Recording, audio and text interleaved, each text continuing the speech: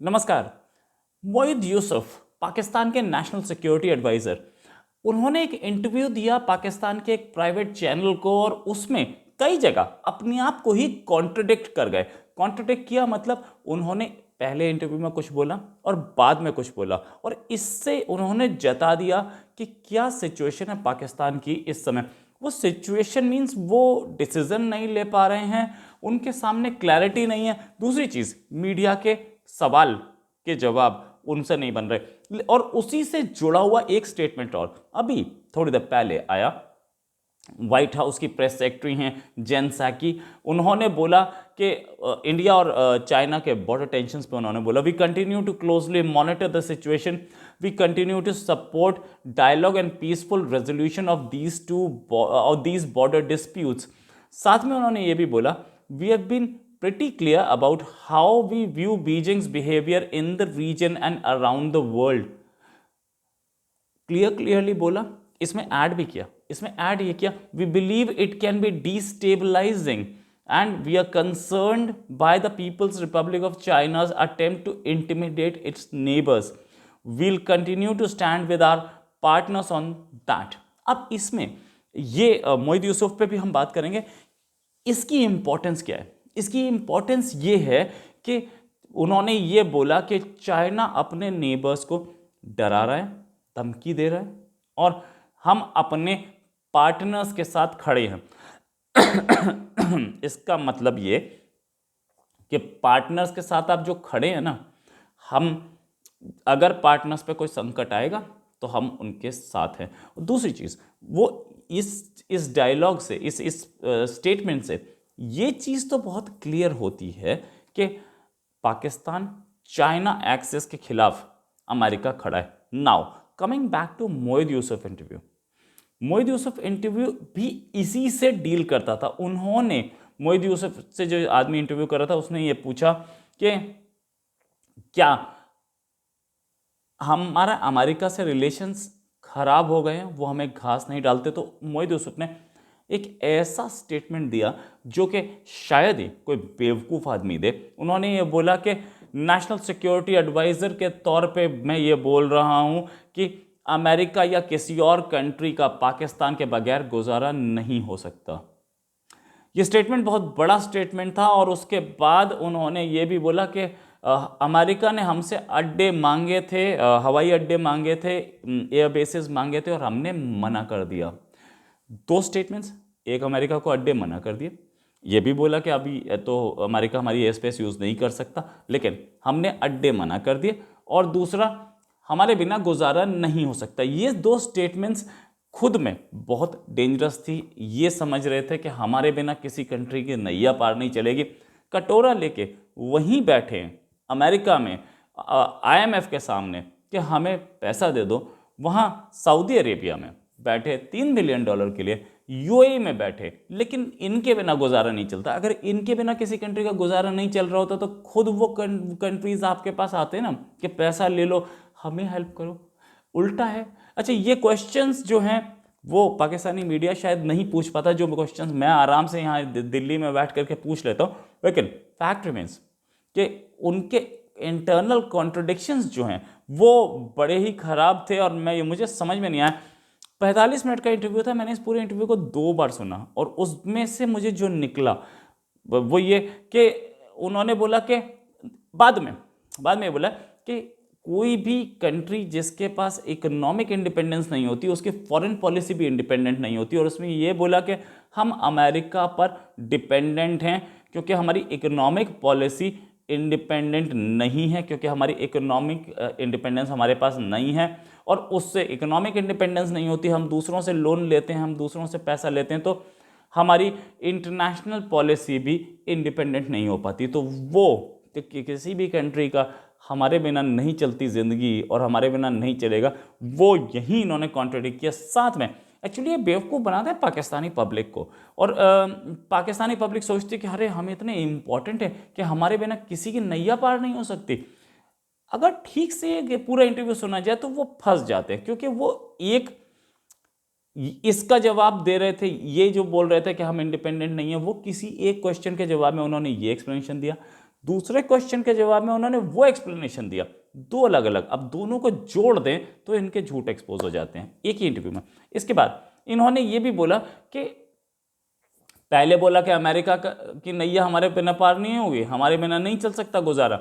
बाद में ये बोला कि अमेरिका और यूरोप उसके बिना तो हम चल ही नहीं सकते, क्योंकि हमारे एक्सपोर्ट ज़्यादातर एक्सपोर्ट, सबसे बड़ा एक्सपोर्ट डेस्टिनेशन अमेरिका है, इन्वेस्टमेंट्स वहीं से आते हैं, हमारी रेमिटेंस वहीं से आती है, और रेमिटेंस कम नहीं है, रेमिटेंस बड़ी चीज़ है उनके लिए, क्योंकि वो तो $1-1 बिलियन के लिए लड़ने वाला, जिसके भीख मांगने वाला, कटोरा लेके भीख मांगने वाला एक कंट्री, तो $1-1 बिलियन के लिए भीख मांग रहा घूम रहा है, उसके लिए तो रेमिटेंस बहुत बड़ी चीज़ होती है। और साथ में रेमिटेंस बड़ी चीज़ होने के साथ साथ जो आदमी जितना ज़्यादा पैसा अपने घर भेज रहा है उसको कार्ड्स दिए जा रहे हैं, तो सोचिए रेमिटेंस की कितनी इंपॉर्टेंट है। अच्छा, उन्होंने फिर इसी इंटरव्यू में ये भी बोला कि पाकिस्तान एक न्यूक्लियर पावर है और क्या मुस्लिम दुनिया हमारे बगैर चल सकती है। ये एक और बड़ा स्टेटमेंट, वही मुस्लिम दुनिया जिसके जिसके चीफ से, मतलब सऊदी अरेबिया, जिसके चीफ की कल परसों, आज ही इनफैक्ट कल ही तारीफ की आपके आर्मी चीफ कमर जावेद बाजवा ने कि सऊदी अरेबिया एक महान कंट्री है और बहुत इम्पोर्टेंट कंट्री है। और उससे पहले वो गए थे तो सऊदी क्राउन प्रिंस ने उनसे मिलने से भी इनकार कर दिया था, वो बाहर वेटिंग लॉज में बैठ करके और फिर वापस आ गए थे। तो मुस्लिम दुनिया में कोई हमारे बगैर नहीं चल सकता। यूएई के पास आप खड़े थे, यूएई ने आपकी तो एंट्री भी बंद कर दी थी, वीज़ा बंद कर दिए थे, रेमिटेंस बंद करा, क्या नहीं किया था, लेकिन ठीक है। अच्छा, क्वेश्चन उनका जो वो था, जो जर्नलिस्ट था जो क्वेश्चन पूछ रहा था, वो जर्नलिस्ट थोड़ा सा हिम्मत वाला या हौसले वाला था। उसने क्वेश्चन पूछा कि फिर हमें घास क्यों नहीं डालते। उसका कोई जवाब नहीं बना उनसे, इसका कोई जवाब नहीं बना। इनफैक्ट मोहिद यूसुफ खुद बहुत कोशिश करते रहे कि अमेरिका के प्रेसिडेंट का फ़ोन आ जाए इमरान खान के पास, लेकिन आया नहीं और बहुत दिन तक कोशिश होती रही। खैर ठीक है, मोहिद यूसुफ भी उस पर बहुत चिड़े बेचारे कि मेरे मालिक के पास, आका के पास फ़ोन ही नहीं आया, मैं क्या करूँ, इतने दिन से कोशिश कर रहा हूँ। लेकिन इंटरव्यू में जहाँ पाकिस्तानी लोगों को बेवकूफ़ बनाना है, वहाँ उन्होंने कुछ ऐसा पिक्चर प्रोजेक्ट की ना कि मज़ा आ गया। आगे बात करते हैं। इनके आर्मी चीफ अभी पिछले हफ्ते ही उन्होंने बोला कि इंडिया से बेटर रिलेशंस होने चाहिए और दोस्ती होनी चाहिए। जब इनसे मोहिद यूसुफ से पूछा गया कि क्या इंडिया के बारे में कह रहे हैं, तो बोले कि पाकिस्तान का स्टैंड बहुत क्लियर है, पाकिस्तान आगे चलना चाहता है। और क्या बोले कि लेकिन इंडिया बार बार बोलता है कि हम आगे चलना चाहते हैं, लेकिन वो अपने नंबर बढ़ाते हैं दुनिया के सामने। दुनिया के सामने में किसके सामने नंबर बढ़ाने? क्या दुनिया को पता नहीं कि आप क्या कर रहे हैं? क्या हम बार बार जा करके पब्लिक में ये नहीं बोलते? क्या हमारे प्राइम मिनिस्टर ने क्लियरली नहीं बोला है, क्लियरली यूएन में बोला है, क्लियरली हर स्टेटमेंट में बोला है कि हम बातचीत तब तक नहीं करेंगे जब तक टेरर आ रहा है। तो नंबर कौन से बढ़ा लिए? इनफैक्ट उन्होंने ये बात मानी कि खुफिया मीटिंग्स चल रही थी दोनों कंट्रीज के बीच में। इंडिया ने ऐसी कोई खुफिया मीटिंग्स का जिक्र नहीं किया मोहिद यूसुफ के टेन्योर में। उससे पहले मुझे याद आ रहा है, बहुत पहले हमारे अजीत डोभाल साहब ने कहीं बैंकॉक में मीटिंग की थी उनके एनएसए से, ठीक है। इस मोहिद यूसुफ से कोई मीटिंग नहीं हुई है। पिछली जो हो रही थी, ठीक है, फाइन, ठीक है। अब जहाँ तक आते हैं कि उन्होंने ये भी बोला कि हमारी टर्म्स एंड कंडीशंस इंडिया से बातचीत के लिए है कि कश्मीरियों को इंसान समझें, साथ में 5 अगस्त का जो डिसीजन था 370 हटाने का, उससे आप विड्रॉ करें तब बात होगी, मतलब 370 दोबारा लगाएं तब बात होगी। अच्छा, मोहिद यूसुफ एक चीज़ भूल गए कि उनके ही आर्मी चीफ, जो कि अगर थोड़ा ज़्यादा उंगली की ना तो आपके आका को यानी कि इमरान खान को अरेस्ट करने की हैसियत रखते हैं और फांसी पर लटकाने की हैसियत रखते हैं। उन्होंने अभी कुछ दिन पहले ही इंडिया को बोला था कि इंडिया से हम बेटर रिलेशंस चाहते हैं, बातचीत होनी चाहिए। उससे पहले भी जब आपके इमरान खान ने ऑफ़र दिया था, उससे पहले भी आपके आर्मी चीफ ने ऑफ़र दिया था, और क्रॉस बॉर्डर ट्रेड के लिए भी आपके आर्मी चीफ ने ऑफर दिया था क्रॉस बॉर्डर ट्रेड होना चाहिए। आपके प्राइम मिनिस्टर बीच में अड़ गए कि नहीं होएगा, हमारे कश्मीर का मुद्दा आ रहा है, हम वोट कहाँ से लेंगे इलेक्शन में, ये। लेकिन आपके आर्मी चीफ, और आपके आर्मी चीफ अगर अभी 3 महीने में पता चल जाएगा, 3 महीने क्या, ये जनवरी चल रहा ना, फरवरी मार्च तक कहानी क्लियर हो जाएगी। मोस्ट लाइकली इसी फरवरी में आपके प्राइम मिनिस्टर एक नया सक्सेसर चुनने वाले हैं उनका।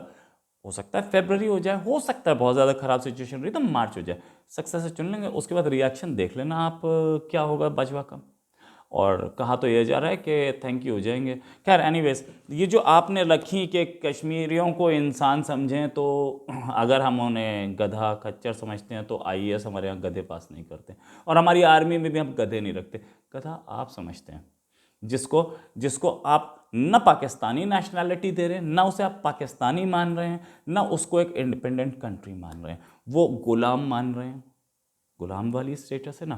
खैर एनीवेज, इन सब चीज़ों में कहाँ घुसे हैं। लेकिन मोहिद यूसुफ जो कि डॉक्टर मोहिद यूसुफ इनफैक्ट कहीं पीएचडी करके आए हैं, उनका इंटरव्यू बड़ा मज़ेदार था। अपनी ही बात को कॉन्ट्रडिक्ट करते चले गए। ये भी बोला उन्होंने कि टीटीपी मतलब टीटीपी टीएलपी पे पूछा गया था तहरीक लब्बैक पे कि क्या इसका तहरीक लब्बैक की कहानी थी और इस पे क्या एग्रीमेंट हुआ है, तो उन्होंने बोला कि मैं पब्लिक में नहीं बता सकता। क्यों पब्लिक में नहीं बता सकते भाई?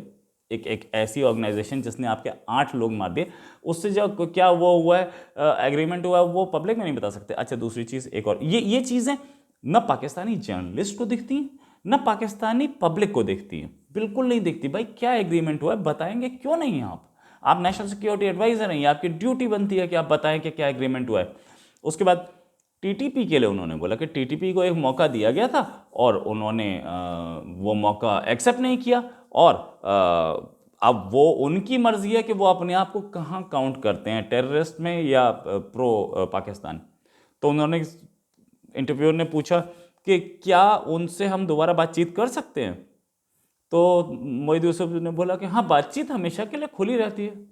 भाई एक बार आपको सीज फायर, पहले सीज फायर रिजेक्ट करते रहे, फिर उसके बाद सीज फायर करने के बाद 1 महीने बाद उन्होंने फिर रिजेक्ट कर दी, उसके बाद अब भी आप उनसे बातचीत करने के लिए तैयार हैं।